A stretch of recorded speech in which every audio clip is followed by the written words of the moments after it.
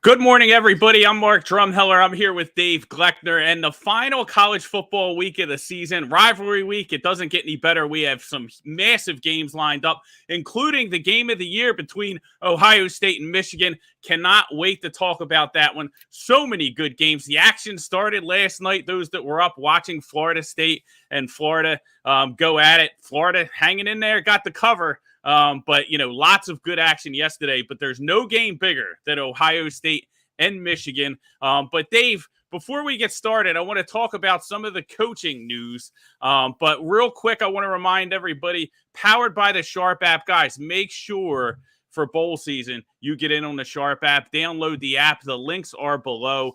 Tons of great educational tools, information. The professional handicappers doing a great job. Absolutely on fire all season. So make sure you hop into Discord as well. The link is below because the regular season's ending, that doesn't mean the bets stop flowing in. So we got plenty of action left, especially a bowl season.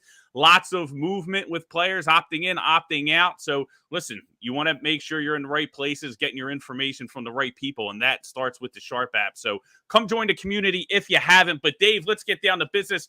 Big news yesterday, nothing finalized yet, but Matt Rule tied to Nebraska. They're zeroing in on Matt Rule, coming in there, hoping he does what he did to Baylor over to Nebraska to replace, Scott Frost and, of course, the incumbent Mickey Joseph, who has stepped in and did a great job getting the outright win for us yesterday at Nebraska plus 10.5. But Matt Rule, and then word comes out this morning, it looks like it's going to be Hugh Freeze in Auburn. So Lane Kiffin staying in Oxford for at least another year. And Hugh Freeze goes to Auburn. Any thoughts just on those two hires if they do indeed get finalized?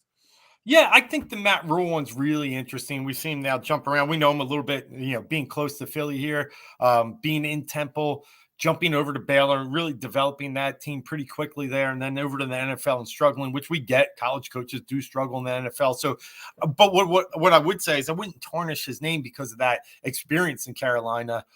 He was set up well. He just didn't produce, right? He didn't perform. Yep. And now he's off to a Nebraska team where he is going to have the assets and he's going to have the ability to build like he did in Baylor. And I think he even might have more ability there with some of the talent they get. So I think he's going to do okay. I think they're finally starting to figure out. I haven't liked many of their hirings recently. I didn't like Frost. You know that. You didn't like him. Mm-hmm. So I think this is actually a big get for Nebraska, a team that's really been on the down for a decade. Gets a coach that's a really good coach. So that's surprising with Nebraska. Hey, you know how I stand, man. If you can win some games at Temple, you can win games anywhere. So I'm excited to see what he does in Nebraska. And what I think is, we talked about this all season, Dave. Like the Big Ten, it's these two teams we're going to talk about today, and then there's some. Wide open. It's wide open, and there's some opportunity there to really kind of make a footprint. We saw it with Illinois this year and just how much success they had, so quickly in the Big Ten. So I think that, there's opportunity there for Matt Rule to get in there. He's going to have the recruiting resources to go in there and build that team the way he wants. So very exciting stuff. Guys, everybody tuning in. If you got best bets, big games today, pop them in the comments. Make sure you hit the like button as well. We want to get these likes up for the good people at the Sharp app. Take care of us. And listen, any questions you guys have, drop them in the comments. Dave, let's move over to Hugh Freeze at Auburn. I think we're both on the same page. We like Matt Rule at Nebraska. I think it's a good fit. Hugh Freeze at Auburn, Lane Kiffin staying in Ole Miss, and I kind of like it. I like that Lane's staying an extra, kind of seeing this Ole Miss thing through. I think that this year was tough on Kiffin because he obviously did not have the quarterback that he wanted. You know what I mean? Like, I think, Jackson Darty gets in there, did not meet expectations, and you can just tell by the way he called that offense this year. He didn't fully trust Dart. Now, whether he believes Dart can progress another year in this system or he goes outside to the portal to bring in a big name is, remains to be seen. But I want to see Lane Kiffin get back to the Lane train that we know and start lighting up the scoreboard. Yeah, I think with Dart, they had some decent receivers. Mingo's pretty good, and obviously they had explosive running backs. Judkins came on the scene as a freshman out of nowhere. Evans was, just that steady force. So he had pieces, but the one piece that he needed just wasn't really there for him. Dart he had some moments, right? And he could run, but I didn't. I'm not a big fan, and I think he understands that, and he'll figure it out. I am glad he's staying. I guess Auburn kind of slightly would be an upgrade based upon some of the amenities they have, but in the end, let's see this thing through. There's going to be other A&M will be out of a coach soon. You got some other. That's true. I think there is. I think that has a lot to do with it, though. I think there could be even bigger opportunities on the horizon in the SEC for Lane Kiffin. Yeah, I mean, look, I don't want to say it, but Venable could really coach his way out of a job pretty quickly in Oklahoma too. Mm-hmm. Like there's some spots there that I know he's keeping an eye on. And as far as Hugh Freeze goes, as long as he keeps that phone down at night, I think, and studies and coaches well, isn't going take to his burner phone. Take his burner phone away. Yeah, and then I think he's gonna do okay. I think he's gonna do. I think he's going to be good there. I think sometimes you got to get humbled in life, and I think he's gotten humbled. And Liberty, I told this story a while ago, but I played in a flag football tournament, and we played against Liberty down in Maryland. And man, they whooped our whats, but they were so set in their ways, very polite, Christian based, and I think when he coaches there, it probably was for a reason, is what I'm getting at. Yeah. And I think it's kind of settled him down, and you're get grounded, get away from the spotlight, get grounded, get your feet back under you. Be in that life for a little while. Mm-hmm. He's ready. I thought he was ready last year, and I was really glad he didn't do it. I know he had Malik Willis for one more year, but and he could have done it going into this year. But I'm glad for him. I think he's going to be good there. And I think a good point is this is a guy who's had success in the SEC as well. Yes. And when coaches they make these hires in the SEC, you always kind of wonder, are they going to be able to kind of make that jump and live in that space, and have success in the SEC. We know Freeze can do that from what he did at Ole Miss. He shakes it up, and that's good. And that's kind of, you talked about Venables at Oklahoma, and when they eventually move over, that'll be interesting to see. But you just never know what you're getting with some of these coaches. But to get a guy like that who has, proven track record of winning in the SEC, doing some damage, I think is real good for Auburn. So it's going to be a fun year next year for sure. I think so. And the other point, he doesn't have to fake an accent, right? I think he can just talk regular and he'll be all right. That's right. He could just be himself and he'll be absolutely fine.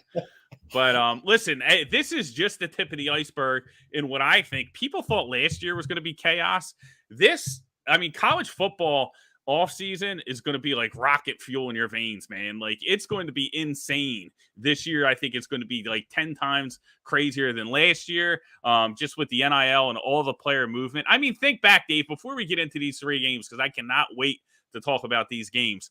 But I was thinking the other day, watching, UCLA and just kind of how, I feel like I'm a little disappointed myself. I liked UCLA this year.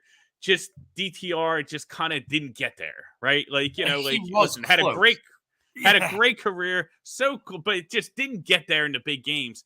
And it makes me wonder, how different, would UCLA, here's a question I'll pose to you, would UCLA be competing for a college football playoff berth if Dylan Gabriel stays in UCLA and doesn't go to Oklahoma? Because, they had him, and then he left and went to Oklahoma, and I don't know. I think it's possible in a wide open Pac-12. The difference, the UCLA, the games that they lost came down to 1 or 2 plays, and I think Gabriel would have been an upgrade.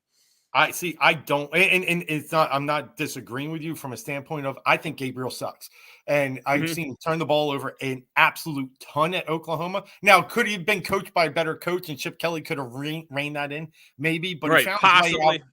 He found his way out of a prolific offense in UCF. I know he kind of chose it in a way, but he kind of wore his welcome out there too. So I'm just not a Gabriel guy. That's just me. But I will tell you, I'm with you on the DTR stuff. It just looked like it looked like he just didn't get there. Didn't get there, man. And then didn't get there. And it's a shame because he's got.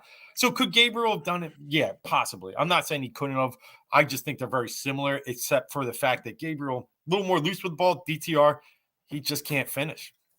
Yeah, just couldn't finish. And that's kind of been the story. But Pac-12 still wide open. Lots of great matches to talk about. especially today. A lot going on, a lot on the line. And talking about a lot on the line, man, our guy Eric checking in. JD, what's happening, brother? Miss Bum's putting the ring on the line with the Buckeyes today. Well, let's talk about it. You're going to have 2 rings or you have no rings? We're going to figure it out right now. You might not want to listen to me. So let's get into this game. The game of the year, Michigan. We're going to call it 8 points. Listen, go on the Sharp app. You can get the best line because there are 7.5s out there. There are 8.5s out there, and there's 8s out there, right? So you want to get the best number. There's going to be line movement as we get all the way up to kickoff. The best place to get the best number is the Sharp app. Make sure you download the app. That way, you get the best price because in a game like this, it could make a big difference, I feel like. So, Dave, game of the year, Michigan going to the Horseshoe to take on Ohio State. Ohio State with revenge on their mind after getting embarrassed last year, both physically and on the scoreboard. They go out, they get Jim Knowles to toughen up that defense, to bring a level of physicality.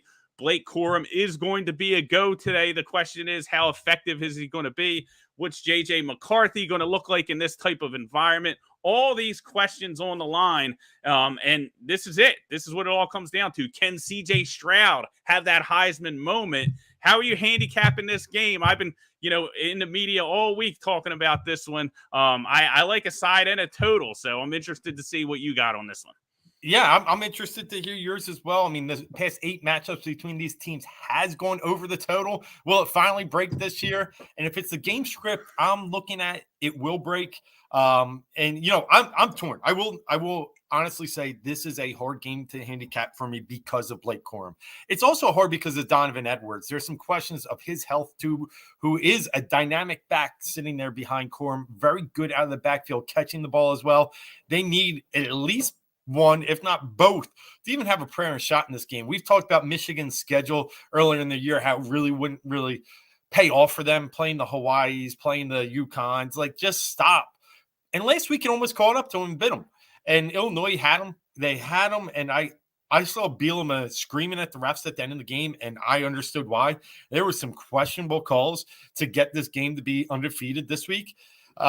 And I think it could have possibly went that way for the Big Ten. Mm-hmm. But I will say this much. They tasted defeat, and they played tough and worked their way through it. Ohio State hasn't played the greatest schedule either. I mean, they've played tougher teams. Notre Dame was a tough one. They almost lost that one. Penn State going up to Happy Valley. Michigan did as well, remember. But they struggled for that one for a while, Northwestern. I think if you put a good defense on C.J. Stroud and Ohio State, I think Michigan can stay within this game for a long, long time. My biggest concern, like I said, is how can they score, and they're going to need their running backs. I'm leaning +8. I'm still just waiting to get a little more information. But right now, that's how I'm handicapping this game is the tougher the teams. Ohio State has actually struggled to move the ball and played in a slower paced game. Like you said, Knowles, I think they're top 10 in like all the success rates in the nation. They're a good defense. Do you really think they try and open this up against Michigan? I'm not sure. And remember last year, they got punched in the mouth.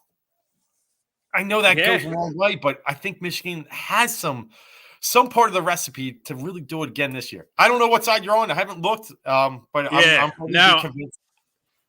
I think that Ohio State is the side in this matchup. Now, I think the better play is on the total, and I think you talked a lot about why. I think it stays under. I think when you look at both these offenses, there's just a lot going on, right? Like from the Michigan side, you have the injuries at the running back, right? They are not, they're not, if they can't run the ball, like they're not moving the ball here. Like Ohio State's defense is tough up front. Like they went out and built this defense specifically, to stop this Michigan running game. And I think they've showed this year that they can do that. So like, I especially with like Corum compromised, listen, we don't know what we're getting out of them, but we know we're not getting 100% Blake Corum, or there wouldn't be all this smoke, right? So I think that's going to be a big problem. And the bigger problem is if Blake Corum can't get it going, you got to rely on J.J. McCarthy, who's been prone to turning the ball over, fumbles, turnovers in a crazy loud environment in the biggest game of his career. And listen, if that game was played last year in Ohio State, I'm not sure it ends up the way it did. You know what I mean? Like, I think home field advantage makes a massive difference in this rivalry. And I don't have the confidence that if Michigan can't run, McCarthy is going to be able to play mistake-free football, where Ohio State, I think, is going to look clunky on offense. They've looked clunky all year. They haven't been the explosive juggernaut that we thought they would be, right? Travion Henderson's been hurt on and off. Jackson Smith and Jigma's been hurt on and off. Guys like Marvin Harrison Jr. has stepped up. It's just, it hasn't been what we expected in the beginning of the season.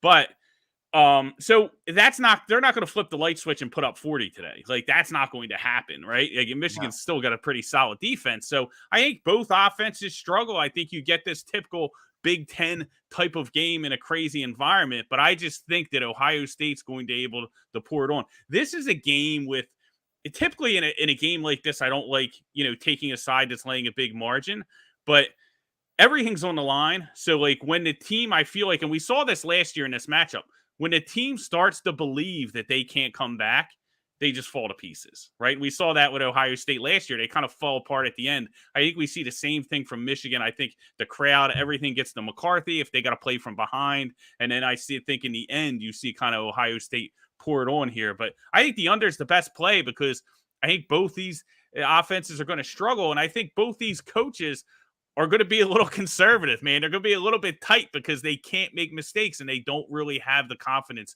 in each other's offenses. So I think Ryan Day and Jim Harbaugh are going to be, last year you saw Josh Gaddis just kind of open it up and go YOLO and, call up some deep shots. I don't think we see that today. I think both teams are going to be pretty conservative and it's going to come down to the wire. I think we're looking at something like, very similar, maybe like 24-14 Ohio State, something like that, or possibly, 27-10. But I think the Buckeyes get it done. I think they can cover this number. But I think my best bet here is definitely on the under. I think the total. I just think too many factors going into making this into a conservative game. Huge game, so much on the line. Because as you mentioned, Dave, and this is the key, we could talk about this. I don't think Michigan gets in with the loss. Like, I think they're done because of that schedule they played. Yeah, I agree. Listen, I'm not hard on the side. So you guys, out there listening, I think Mark has more of a firmer stance. I still think for me with JJ McCarthy, I do have concerns. And I think if both safeties can come up in the box, they can kind of neutralize that running game that Michigan wants to do. So he's going to have to throw deep. He just has to take a shot or two. Ronnie Bell, somebody out there. So if that doesn't happen, last week Illinois created 10 pressures at the quarterback position. That's the most Michigan's seen all year because they know they can bring everybody up. So it's going to be interesting to see how that develops. I just still think Michigan has a little bit of that recipe. So we'll see. But it all hinges on Corum and Edwards. Give me one fully healthy, I'm probably going to take Michigan. But as you said, with one loss, they don't get in. And they don't deserve to get in. Yeah, and I don't think they get in. Yeah, that would set a precedent for a lot of these teams out there. Set your non-conference schedule to play absolute, bums and just hope you can beat the one team on your schedule all year. Because that's really what it was. If Michigan does pull off the stunner, right, which I think is very unlikely, like covering the number, I don't feel as strong at, but I definitely think the Buckeyes win this game. Yeah. If Michigan does get the upset, I do think Ohio State does have a chance to kind of sneak in if a couple things fall right.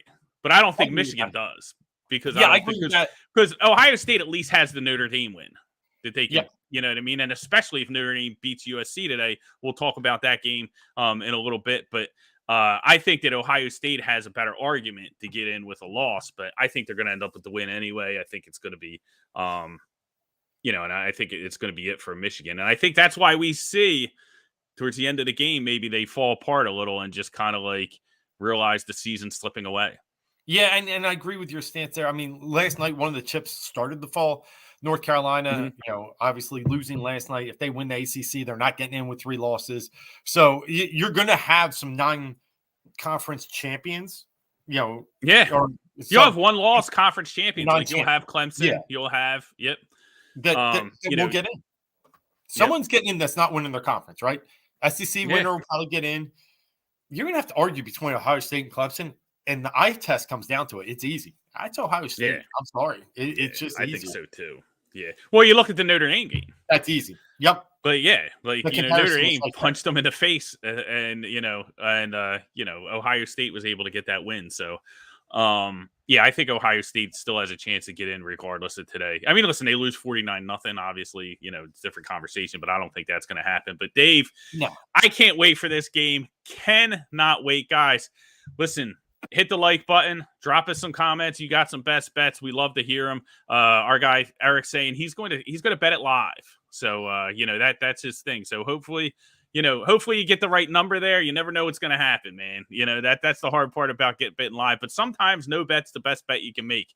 But going to be a lot of fun anyway. Let's get into another game, Rivalry Week. Dave, I know one you wanted to talk about, and this playoff implications as well, right? At Oregon traveling to Corvallis. This is a game where I think we might be on opposite sides as well. This is an interesting one. Oregon State 11-0 against the spread dating back to last year at home. Catching 3 points is the dog against an Oregon team with, what do we get out of Bo Nix? I think that's the big question. That's the big question for people back in Oregon. Dave, how do you see this one playing out? Yeah, so we are going to be on opposite sides if you've known my trends. And I know Eric will like this one.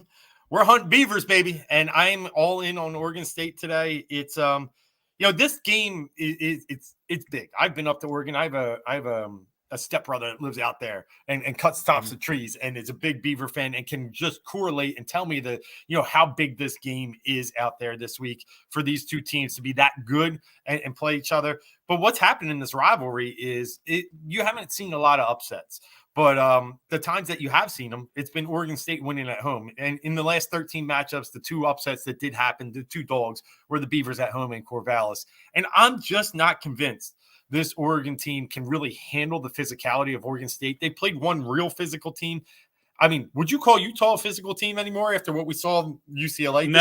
No, I would not. Well, the one physical team they played was Georgia. And look, it won't be that kind of game. But, the wins this year for Oregon, their best wins UCLA. But anymore, like we said, after watching even UCLA struggle against Cal yesterday, they squeaked out a game against Utah last week, and Utah's struggling. Oregon State's up for this. They should have had USC at home on that Friday night game. And they're just good defensively. They're top 50 in almost each metric: total D, passing D, rush D. And they got a nice little running back here that I think, Oregon's got a good run D, but let's take into account what Oregon State is going to want to do, and that's play physical and pound the ball. I think they're going to try and set the line of scrimmage. Don't let this kid throw because he throws picks all day, and they're going to run it. And I like Oregon State to pull off the upset today. I do not trust Bo Nix. I know it's actually worked for Oregon 11 games this year, but I do not trust Bo Nix, and I'm not going to start to trust it in one of his last college football games. Yeah, who wants to skydive when you can just bet Bo Nix on the road, right? And that's what I'm doing, right? So, I like Oregon here. My stronger play again is on the total, on the under. I think we see a low-scoring game here, but I'm going to disagree with you slightly about the physicality of Oregon. I do think they showed well against UCLA. That's a team that likes to run the ball, very tough up front. And listen, they looked a lot better. I get it. We're in Corvallis. They looked a lot better against Utah than Oregon State did, right? Oregon State losing 42-16. We're not going to handicap it off one performance, especially when a team's on the road, when they've been so strong at home on rivalry week as well, where the dogs are more valuable because this game just means so much, right? But the side is tough, but I did land with Oregon. I did have a small play on them as well. Big play on the under because I just think, I think Bo Nix is going to be healthier, right? Now, is he going to be running around like he's 100%? Not sure, but I don't think we see the same restricted game plan that we saw last week. Now, if that's the case, probably going to be shredding my ticket pretty early. But the under is going to look a lot better as well, right? So it won't be that bad. But I think that, they're going to be able to run the ball in this Oregon State defense. I don't think they're going to have any problem doing that. And I think that they're going to move the ball in that fashion. And on the other side of the ball, like, for me this season with Oregon, it's been a pretty simple handicap. It's like if you can expose their secondary, that Ducks secondary, which is terrible, then I'm going to fade Oregon. If you cannot expose that secondary, I'm going to bet Oregon because they're going to run it down your throat. They have one of the most efficient offenses in college football. And that's where we land with this one. Oregon State cannot throw the ball. They're not going to be able to move the ball through the air. They're going to try and run it, which again leans to the under, which is why I think the Ducks get it done here. And another part of my handicap here, Dave, and this is a little narrative based, right? So people don't go to the window with this alone, but I think it's a new era in Oregon, and I think Dan Lanning is here to make his mark and to send a message this season. I think we saw it last week against, Utah. And I think that, rivalry week with him, he wants to send a message to the Pac-12 that, this is different. This is not Mario Cristobal being conservative and blowing games and, being the same kind of Oregon team that we make fun of every year. This is a different program, a different regime, and a different era. And I think Dan Lanning gets it done here. Listen, I would love to lay 2.5, instead of the 3, but, the 3 was available. I took it. I didn't want it to move to 3.5, but it'll probably go in the other direction. A lot of people are on Oregon State, so I'm on an island on this one. So, everybody listening, keep that in mind. It's me against the world here. A lot of people on Oregon State for good reason. We talked about how awesome they've been at home, but I think Dan Lanning's going to get the job done here. Too much on the line. Pac-12 title on the line. I got a Pac-12 futures ticket with Oregon. It looks pretty nice right now. So maybe that is, clouding my judgment. That happens to us as sports bettors, but I think Oregon gets it done here. Yeah, so only point I'll counter, throw out that Utah game. I bet Utah against Oregon State. The quarterback, what was his name? Chance Nolan got hurt in the second quarter of that game. Goldbranson got thrown into the fire in the middle of a feisty environment. So I kind of throw that one out just a little bit. That's all I'll say there. But, I mean, when you do compare teams, you do have to move the ball somewhat through the air, or at least have a threat. And so I know Martinez is going to be solid. I think he's going to get his yards. I hope the kid can just let a couple rip here.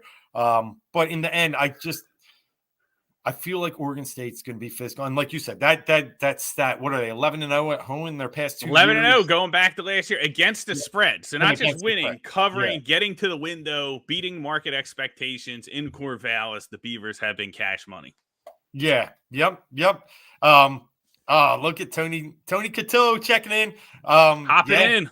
Yeah, we're having some fun here, T. As always, big weekend, big rivalry weekend. I know we've already landed on 2 games. We got to get to the other one that I know that, talking Pac-12, you got to tell me where you're at with your boys, the Trojans. Yeah, let's get into that one, right? Before we get rolling, Tech Money checking in as well. Don't have anything on Ken and Buffalo, Dave. I'm not sure if you have that one. Huh? I actually lean Buffalo as well. I like their overall, like they're a pretty good team and they've been battle tested. Kent has too. They've played some games on the road too versus tougher teams. I think Kent went to Oklahoma. I know Buffalo went to Maryland, but I kind of lean Buffalo there, Tech. I'm with you. I like that pick. Buffalo is a fun team to watch, man. But let's get into this game tonight. I'm not even sure they're playing that. I think they are playing that one this week in Buffalo. There was one last week they had to move, but I think they are playing it. Anyway, because of the snow. Yeah, the snow. Yeah, no, they can't mess around. So let's get into the game tonight. I think there's going to be a huge Notre Dame going to USC plus 4.5 dogs. Again, this one opened around 5.5, down to 4.5. We're seeing some Irish money coming in, right? Total at 63.5. And listen, I took a piece of Notre Dame here. I think this is a game they can win outright. You know me. I'm not buying this Trojans team. I lost money fading them last week. I'll do it again. I don't care. I think the key thing out of that USC game is everybody, left that game and said, "Oh, Caleb Williams is great," and he's phenomenal. Like he's, like the throws he made, nobody else in college football can make in that game. I had taking nothing away from Caleb Williams in that game, right? But this USC team is just a bunch of coin flippers, man. I feel like every game that they're in, it's just a coin flip. Like, whoever gets the breaks in the last play of the drive wins the game. They get all these interceptions, which. Listen, I give them credit. You got to. I watch so many teams drop interceptions. Like you get credit, you get these interceptions. I'm not taking that away from you. I'm not calling it luck. You've been doing it all season. You do a great job. Notre Dame's not going to pass, so forget about it. There's going to be no interceptions. Notre Dame's not going to pass. They're going to hand the ball off all game here and run on that USC defense. 2 things that USC struggles with: stopping the run, which Notre Dame can do, covering tight ends. That's where I was going to get. They're going to throw to somebody, and it's going to be Meyer all day. Nobody else. So, it's right. So, they are going to pass. But there are 2 things that they struggle with, and that's Notre Dame's strengths. So, that's kind of it, dude. I mean, that's, I think Notre Dame matches up really well with them. I think when you look back at that Trojans, UCLA game, I think it's important to realize Caleb Williams got all the highlights, took all the story, rightfully so, best player in the field. That offense got stopped when the game was on the line. Yeah. Like, they needed the defense to get the interception. They got stopped. The game was on the line. They got stopped. And, so that tells me that Notre Dame's going to be able to get enough stops here in the fourth quarter to, I think I wouldn't be shocked if they won. I think a little, money line here on Notre Dame's not a bad move, but the 4.5 I like. I bet it at 5.5. I think that's the play. Sharp members got it at 5.5. Get it at 4.5. I think it still makes a ton of sense here. I think it's going to keep moving in Notre Dame's direction because I think they match up very, very well with this USC team. We're on the same side here. So there we go. We finally got there. We close it. We're finally in the same. We're there. And you talk about tight ends. Dalton Kincaid from Utah had 16 for like 230 against USC, and they're one. And USC's one loss. And Michael Mayer is of all the similar capabilities, talent, skills, maybe even a little better. Kincaid, the way I look at Kincaid is he's more of your like Zach Ertz and Myers more of your Travis Kelce, like a little bit bigger. Yep.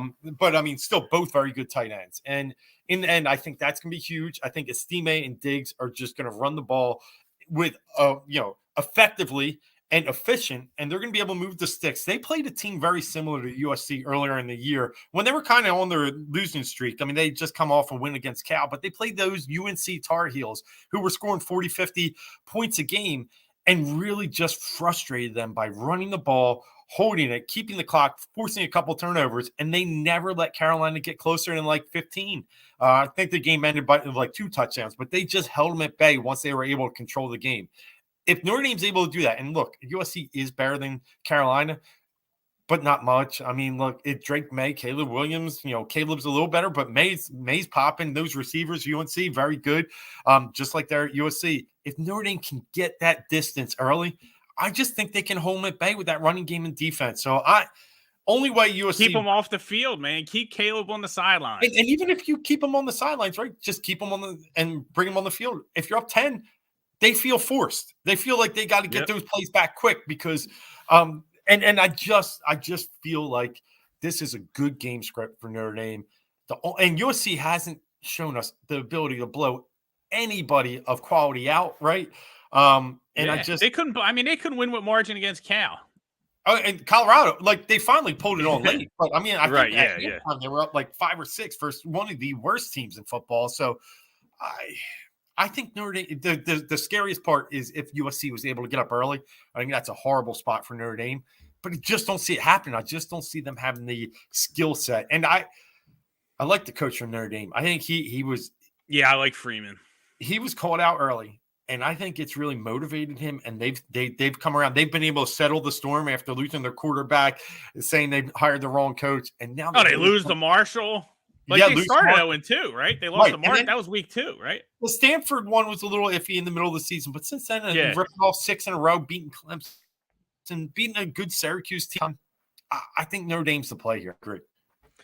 Yeah, I think they are too, man. Our guy Eric saying he's going to do it again. Ride with us with the Irish, man. I say let's do it, man. I like them here. And I think, another part that went into my handicap on this, Dave, is that, like Notre Dame has had experience against some of these explosive offenses. So like, going up against USC, all these teams aren't the same, right? Like Lincoln Riley's offense isn't the same as Ohio State's offense, and it's not the same as what they do in North Carolina, but they have the experience of playing against top flight offenses in this league, quarterbacks that can really get the job done. Drake May, CJ Stroud, they face those guys, and I think they've done a good job of kind of limiting them and keeping everything in front of them and, really making them kind of work for their points. So I think that we see more of that today, man. I think the Trojans are really going to have to work for this win, and we're going to find out how tough they are. I just think, listen, this is a team that wins their games by coin flips. Like, you keep flipping the coin, man. It's not always going to land on heads. So I like the Irish here. Maybe USC takes my money again, but I'm willing to go to the window. All right. Hey, I'm going to give one more out real quick here, Drums. We didn't talk about this one, but drop it on them. I forgot. And, this team has made we swept last week. 3-0 last week. Me, I know you hit your 3-0. It was a huge week for us. And I hit this team 2 weeks in a row. I go back to the well. They've done me well. So I go back to the well. And that's those Texas Tech Red Raiders. Remember, it was a Big 12 sweep for me last week? Yeah, Big 12. Red Raiders this week. I had them versus Kansas the other week. Had them last week, Iowa State. This week, they get Oklahoma. And I just like what that team is building there. And we've talked about it. They're good defensively. People do not give them credit for how good defensively they are. They shut down Iowa State last week. That's not saying a whole ton, but they're just solid. And they've kind of found the right formula in a way, too. Getting Tyler Shaw back in, being able to move the ball physically on the ground.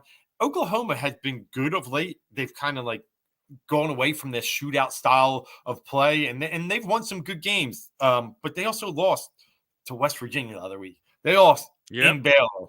I know they had Bedlam last week, and they were able to beat a banged up Oklahoma State team.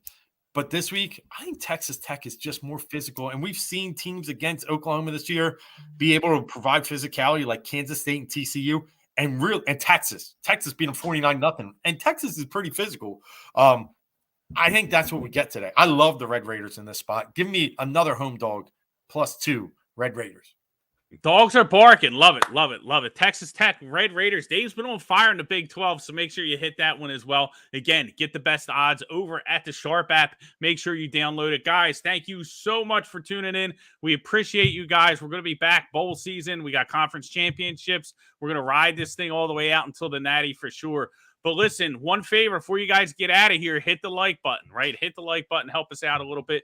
We appreciate you guys. Give you some time. Get some food. Get some drinks. Punch in those bets before the big game starts at noon Eastern time. But appreciate you checking in. Good luck this weekend, and we'll see you guys next week.